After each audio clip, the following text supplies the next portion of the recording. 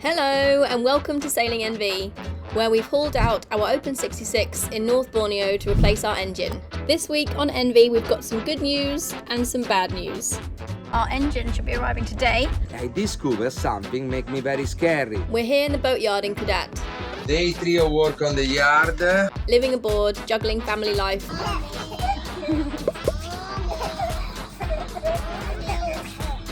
And taking on the next big step in our refit. And somewhere in all of that, we found something we're very glad we discovered here on dry land and not out at sea. We've been working towards this moment for months. The old engine, the heart of NV, is finally coming out. But as always with boat projects, it's never just good news. I'm looking for one I-beam and one trolley for transport the engine out of the saloon from the edge of the cockpit up to the boom for move down on the yard. And Mitrami has a mechanical workshop here with everything you need for fixing the engine. He's very expert mechanic. He borrowed to me one I-beam and one trolley. Now one guys of the yard, Penuvasa, they transport me back to the boat.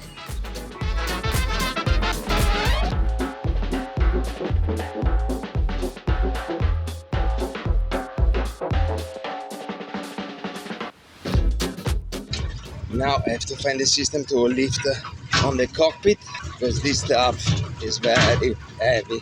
My idea is a little bit risky because I want to touch on the structure of the roof, but because after I have to remove the roof anyway for fit the other engine, if I do some damage I go to fix it with the carbon fiber. But this one is very strong, sure don't bend when I lift the engine. Perfect, terima kasih.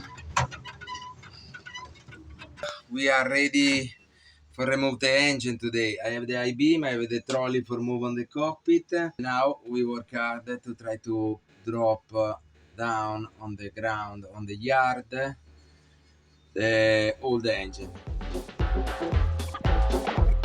Timo and the girls started by hauling a metal beam up on deck using the boom.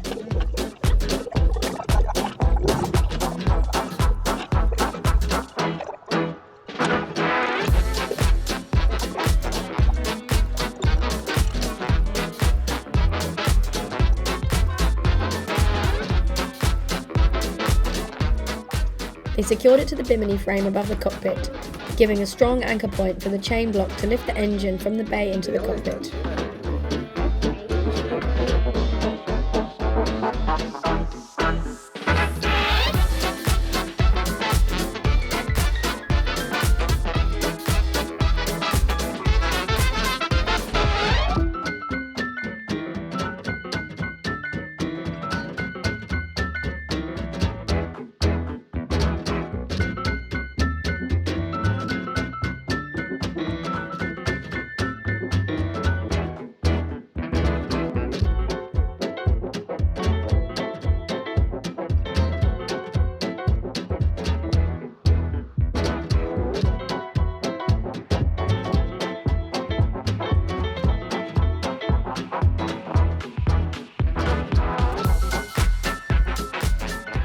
Once in the cockpit, it went onto a trolley so they could wheel it across and then, with the help of the boom again, lower it all the way to the ground.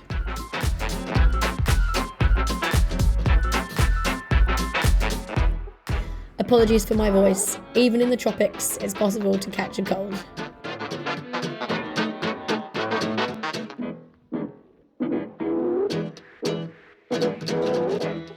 And so, step by step, the engine that's powered NV for years was making its way out for good.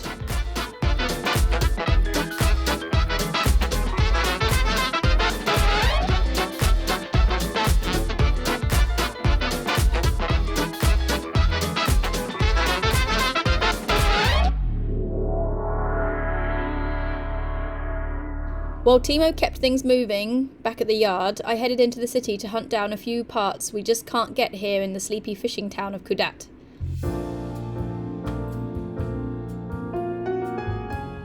Things like stainless steel hose clamps, a fuel line and an adapter for the exhaust hose. We're increasing its diameter to fit the new water lock and cut down on back pressure. This is Timo's favourite shop in Kota Kinabalu, and possibly one of the only ones where you can find some of these things. In case anyone's interested, I'll put their location in the description.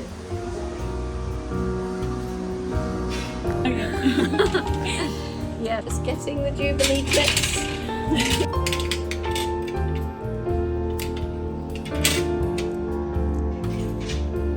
What have you got? Oh, we got the fuel pipe. Back at the yard, Timo had the sail drive out now too. This is our gearbox. There is no more self-drive. Now slowly I go to empty all engine room, remaking all the whole cable here. We try to attach all cable straight. We painting little bit the wall, and this bed, engine mounting cradle, I have to cut out without damage the whole of the boat, and we restart from zero. Also the passage for the exhaust there we have to clean properly, because there we have to pass one pipe 90 millimeter, and at the moment there is one 60 millimeter pipe there. I want to make it completely empty and clean the passage. You can see there is some fiberglass abandoned on the corner, and that pipe in PVC is the tube where pass the fuel line. Also the fuel line have to be completely changed. Joanna yesterday by 20-meter pipe. We can do the line in, line out. We continue it from Sailing MV. We built a new engine room. Yabba! Yabba dabba doo! If you watched our last video, you'll know we also had to send off part of our propeller to adjust it to fit our new sail drive. And while I was in the city, I made a stop at the airport to talk to customs. Because here's the good news. The engine is officially on the way. Okay, so that's the propeller done.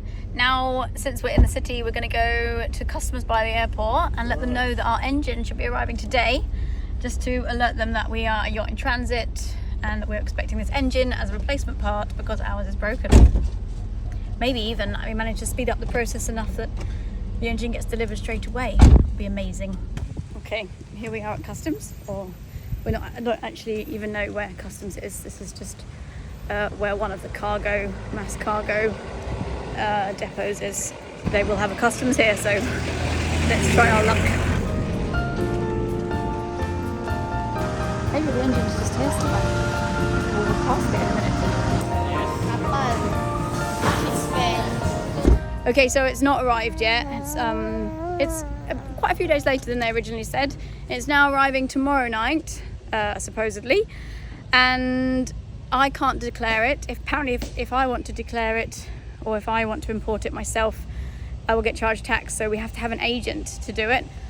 Obviously, I'm not sure whether our shipping company counts as the agent or whether we need to employ someone here. Anyway, I've got a number to call, and I will talk to our shipping company and see what the next step is.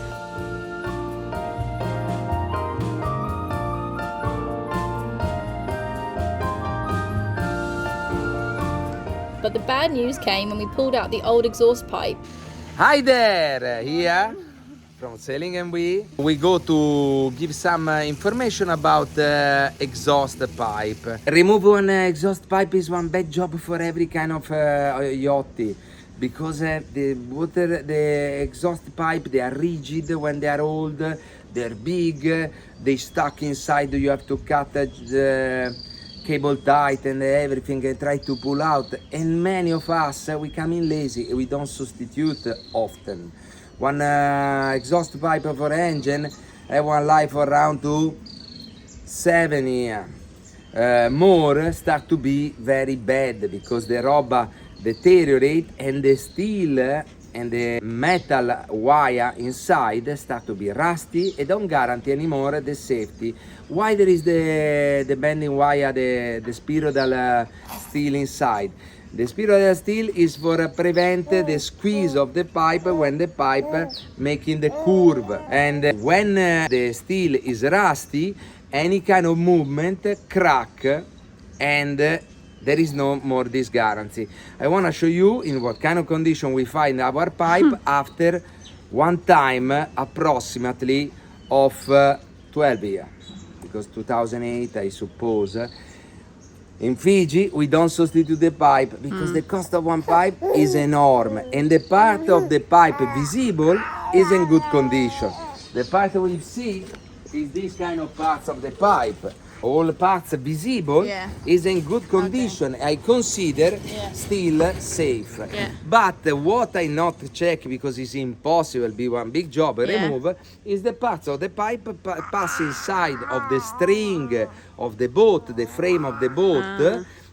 Where the water collects also, maybe. After the water collect, there is one part where the pipe stay inside to the fiberglass and frame of the boat. Yeah, I mean, does water collect there? Maybe in that bit? No, maybe. The pipe don't leak. I don't see any kind of sign of leak. But when I remove the pipe, be very difficult. I discover something make me very scary, because I broke the pipe when I remove. But I mean, water from when the engine room leaks, it can go in that area, or? No, because up to when the pipe stay inside to the boat, don't move, it don't break. No. I mean the room where this pipe, or the housing. There is no water there. Huh? But normally when the engine room leaks, water can go into that area? Yes. Yeah, so it could be sat in water for many days. Yes, absolutely. Many of the exhaust pipe, they pass in beach. When you have one long keel boat with a line shaft, you have a lot of water in your bilge. The bilge is one area in many boats where you have the shaft drive, you have a permanence of water. But that's why that bit corroded, because it was in water, maybe, or not? Corroded, yes, but also because the continuity of moisture, correct, temperature, making the pipe, probably the condition inside is this one. Still not break, but when I remove, I try to twist immediately. Here the steel is still good, but we can see other parts where the steel is completely rotten. Oh no! Ciucciolo! The pipe be made in multiple parts. There is the new pipe we had in Fiji before the water lock. Okay, it's new one. This one is quite new, 3 years. After there is this one with the red stripes. Okay, is still made in Italy. Yeah, the majority of the quality pipe is made in Italy, like many stuff. And you can see the bending wire start to rusty, and when you bend, comes off, break. Oops. But impressing here, we know the pipe also, if the rubber start to be rotten, never break, never leak, because the wire is still shining steel. Yeah. And that's mean it don't leak, it don't have infiltration on the rubber, but the rubber be completely rotten. So, but that wire is in better condition than this wire? Yes. Why is that then? Normally the rusty, yes. The rusty is in the beginning of the pipe, because when the end of the pipe, the arrow come out, have the opportunity to the oxygen and the moisture to come inside. It has contact with air. The rusty, the oxidation, is always fault from the oxygen. In fact, we call oxidation. Is the oxygen oxidate, and the humidity is water. Water is H2O, and there is the oxygen. The other scary thing we find is like we say, the pipe is made in two parts, and because it's a long way to arrive to the stern, there is one moment where the pipe have to pass the bulkhead, and they add one extension in steel. The extension probably is not enough long, and they extend with the one welding, because here there is the bulkhead. If they put without extension, that is only parts go to clamps. The scary thing I find, when I remove the pipe, I discover the extension in steel, in pipe in steel, is completely corroded. Wow. Quindi probably for people with a cold, a brave heart like me, there is not too much problem. If the pipe go to leak, it's off the engine. But after maybe I don't have another pipe, or I have to resetting my hose and put outside from the cockpit for running the engine. Or I with no engine. If that's happened when you are close to one reef in one pass, can be one real trouble. Not only because the engine continue to pump water inside your bilge, you can floating the boat and feeling the afraid to sinking. But remember, first thing, you off the engine. If the leak stop, I mean it's not from the hole, but it's from the engine. And the solution you can do it is cut the pipe enough long to put the pipe on the cockpit, and from the cockpit you drain the water from the drainer to the cockpit. Last thing, we missing to remove the through hole on the stern, because I remove the screw, I discover is a laminate in carbon fiber. Quindi it's glue with epoxy and carbon, Okay. and go to be a little bit tricky. But because we have to augment the diameter, probably I go to grinding flat, take one big hole saw Also, yeah. and re-drill all stern. And there, from 50 millimeter, we go to be 90 millimeter. It's quite common for the yachty, for the sailor, when they have to substitution one exhaust pipe. We normally remove the pipe and take the measurement. You have to consider in the majority of the boat, the pipe do many passage below the floor, on the back of the engine, in parts where it's difficult to have one good estimate of the length of the pipe. Me and Joanna, when we order the engine, we don't have a time to remove the pipe, also because the engine... In the water, weren't we? Yeah, we are on the water, the pipe is still... Being used. And we estimate with the length of the boat plus a few meters for be sure to don't have a problem here in north of Borneo to find one pipe, because we already verify, if you see in the old video, in Borneo there is no exhaust pipe or no easy to find. Not good quality one. The pipe now is on the floor. We estimate how many meters? Well, we asked for 10. For be clear, it's not only one pipe, we have two pipes. The one before the water lock, from the engine to the water lock, is one diameter, is the diameter of the elbow of the engine, is 76. Yeah. And after, from the exhaust water lock, we go out with one pipe 90. Why 90? We've got the issue that our exhaust is really long. The nanny specs call for an anti-siphon loop after the waterlock, 0.5 to 1.5 metres above the waterline and within 3 metres of the waterlock, which our layout can just about accommodate. Our challenge is the long exhaust run after that loop, so we've upsized the hose and the waterlock to cut flow resistance and reduce back pressure. The conformation of our boat is quite impossible to do one true hole on the side of the boat.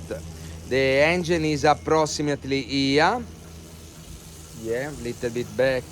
The freeboard of the boat is 1 meter, and the kind of style of boat is not safe to have the one exhaust on the side.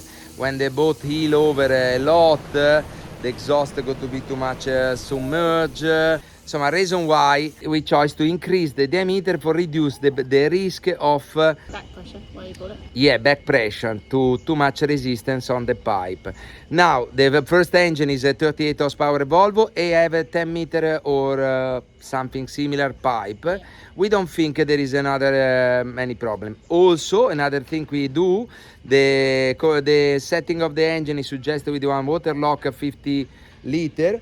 We put 15 liter, and we augment a 20 liter. For reduce the risk.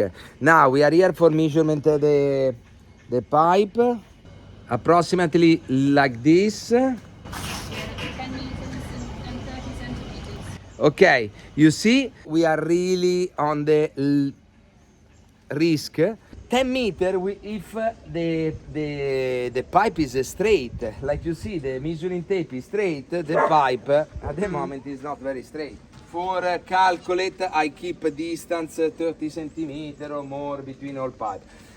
But the good thing, that is only for the pipe after the water lock.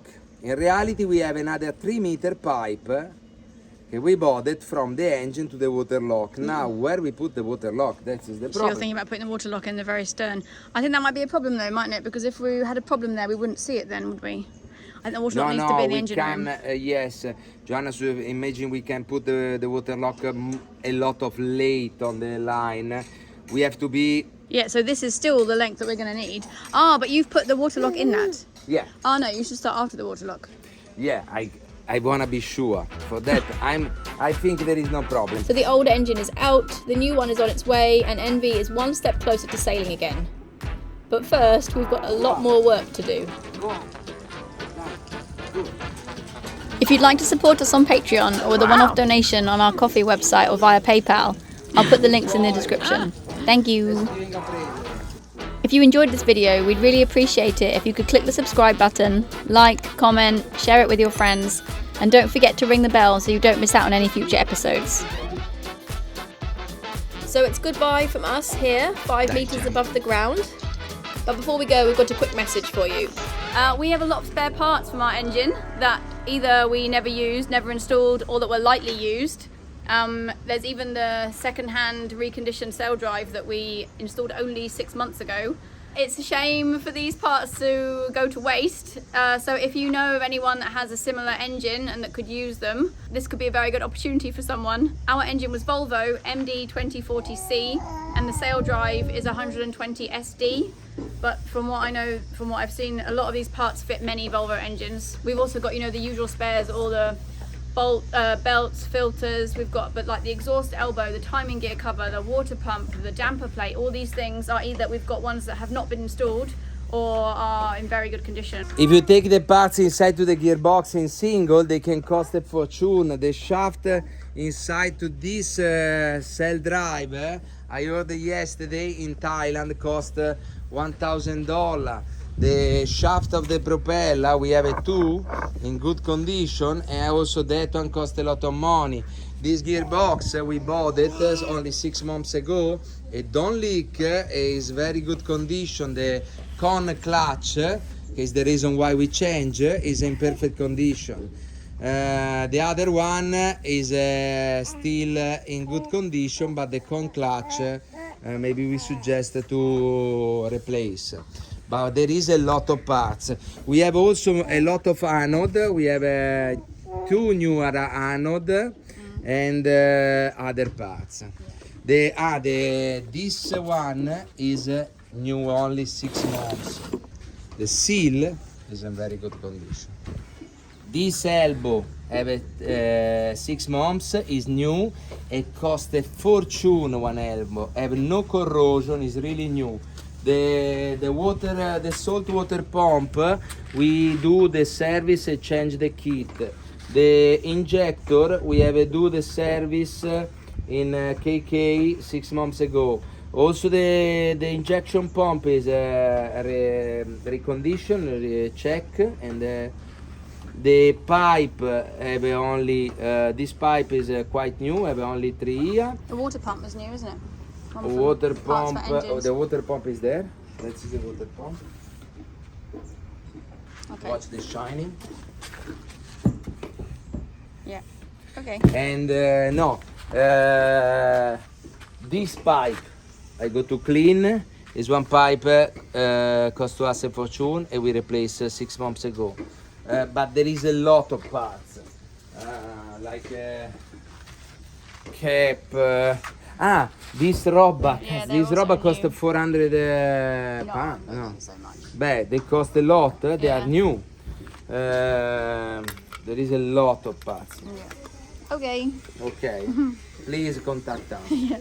If we can ship this stuff, if you know anyone that has a Volvo engine and could use any of it, please pass on this message. Thanks. From Sailing and We Sailing and we. is quite often for the Quite often. person. good estimation. Estimate. It's quite impossible to do one hole, Hole. one true hole. The diameter increase a 20 liter. Often. Yes. Often what? And you can see the arrow start to rust here. The arrow? The Wire. bending wire start to rusty. Yabadabadoo! Oh, with the 3 glass.